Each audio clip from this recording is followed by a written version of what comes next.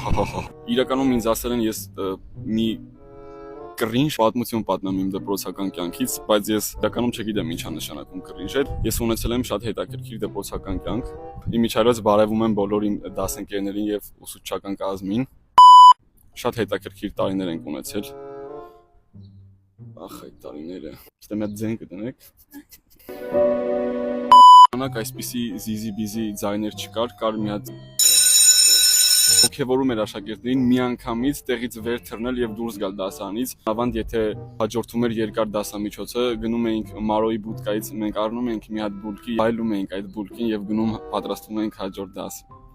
Այսքանը։ Մի քանի անգամ բարեհաջող փախուստ կատարելուց հետո որոշել էինք եւս մի անգամ փախնել։ Ծրագիրը հետեւյալն էր՝ պետքա պայուսակները երկրորդ հարկի պատուհանով իջեցնեինք ներքև, մեր ընկերներից մեկը պիտի ցատկեր ու այդպես հերթով ցատկելով փախչեինք։ Այս պատմությունը կոչվում